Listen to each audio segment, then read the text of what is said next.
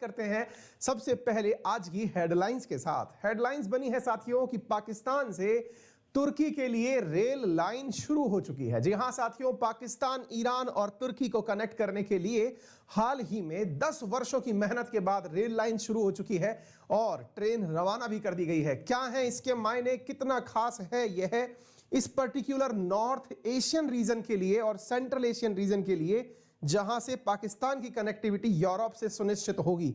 आज के सेशन में चर्चा करेंगे, काफी महत्वपूर्ण विषय है। इसके साथ साथ एक इंपॉर्टेंट चलते हुए ट्रेन 3 ऑलरेडी देश थे, तो इस प्रकार से कुल मिलाकर 10 देश हो गए। आज के समय पर यह जो ईसीओ है, उसी ईसीओ के नेतृत्व में पाकिस्तान से चलते हुए ट्रेन यहां तक पहुंचाई गई है। यानी एक प्रकार से ये कुल 10 देश हैं। अफगानिस्तान, अजरबैजान, ईरान, मतलब सारे के सारे सेंट्रल एशियन, पाकिस्तान और ये सारे के देश इसके अंदर शामिल हैं। साथियों, यहां पर यह जो पूरा की पूरा रूट बनाया गया है, ये चलाने को वर्ष 2011 में ही शुरू कर दिया गया था। 2011 के अंदर से लेकर अभी तक इसकी ज्यादा यात्राएं हो नहीं पाई है, लेकिन अब यहां से आगे उम्मीद की जा रही है कि ये आने वाले समय में काफी अच्छे से यात्रा पूरी करेगा। अगर आप पूछेंगे कि इस यात्रा को करने में लगभग कितना समय लगेगा, तो एक अनुमानित जो समय लग रहा है वो लगभग 250 से लेकर 250 घंटे की यात्रा है, जो कि फ्रेट ट्रेन को यहां से करनी होगी।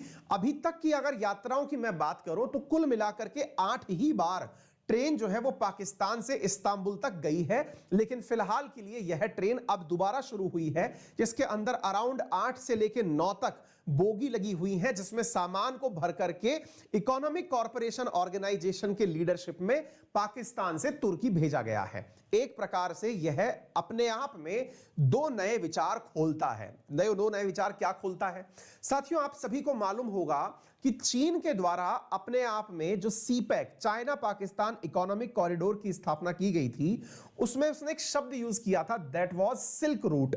यानी कि ओल्ड जो सिल्क रूट हुआ करता था, जिस समय चीन से माल जाता था यूरोप, तो भविष्य के अंदर इसकी संभावनाएं व्यक्त की जा रही हैं कि आने वाले टाइम में पाकिस्तान वाले इस रूट का उपयोग करके यूरोप तक ट्रेन से सामान भिजवाया जा सकेगा। कैसे? आइए मैं एक बार फिर से आपको मैप दिखाता हूं, आप इस मैप को देखने का कष्ट करें। आप देखिएगा, अगर आप इस्तांबुल तक पहुंच गए तो इस्तांबुल से आगे यूरोप है। यानी कि एक तरह से समझिए कि तुर्की का जो इस्तांबुल वाला हिस्सा है वो यूरोपियन हिस्सा है, और उसके साथ में यूरोप का एक देश जिसका नाम है बुल्गारिया, वो जुड़ा हुआ है। अगर ट्रेन इस्तांबुल तक पहुंच गई तो यहां से सामान यूरोप तक भी पहुंचाया जा सकता है। अगर आप रीजनल कनेक्टिविटी की बात करें तो यह कनेक्टिविटी आने वाले समय में चीन से होते हुए पाकिस्तान, पाकिस्तान से ईरान, ईरान से तुर्की और यूरोप को कनेक्ट कर देगी। यानी कि एक प्रकार से चीन ने जो कभी सपना सीपैक के माध्यम से ओल्ड सिल्क रूट को रिवाइव करने के लिए बेल्ट एंड रोड इनिशिएटिव के नाम से देखा था, वो सपना यहां से पूरा होता हुआ दिखाई चीन को भी पड़ रहा है। यही कारण है कि चीन ने भी हाल ही में यहां से एक रास्ते की शुरुआत की है, जिसे आप यहां देख सकते हैं कि तुर्की, ईरान, पाकिस्तान की रेल लिंक चाइना के भी बेल्ट एंड रोड से कनेक्ट कर रही है। यह एशिया के एक प्रमुख अखबार निक्की एशिया की न्यूज है। कहने का सीधा सा मतलब यह है कि जो ईसीओ के अंदर, इकोनॉमिक कॉरपोरेशन ऑर्गेनाइजेशन के अंदर 3 देश शामिल थे, वो 3 देश अब कनेक्ट हो जाएंगे चाइना के साथ में। तो एक प्रकार से चाइना का वो सपना भी पूरा हो जाएगा, जिसमें कि वो चाइना से ओल्ड सिल्क रूट को रिवाइव करते हुए यूरोप तक सामान पहुंचाने का जो उसका सपना था, वो इस ट्रैक के माध्यम से कंप्लीट हो जाएगा।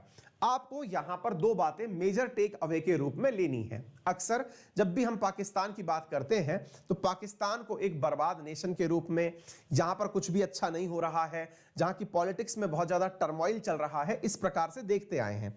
लेकिन इस न्यूज से आपको एक चीज की समझ और विकसित कर लेनी चाहिए, और वो ये है कि जिस तरह का ये अपने आप में काम करने में कामयाब हुए हैं, हमें भी इस प्रकार के रोड मैप तलाशने होंगे, ताकि भारत को अपने सामान को निर्यात करने में, क्योंकि चीन और भारत एक दूसरी, मतलब क्या कहते हैं उसको, एशिया के अंदर सबसे ताकतवर इकोनॉमीज में से है। ऐसी स्थिति में भारत को भी चाहिए कि वो अपने अंतरराष्ट्रीय संबंधों का उपयोग करते हुए व्यापार के इन नए रास्तों के ऊपर विचार करे।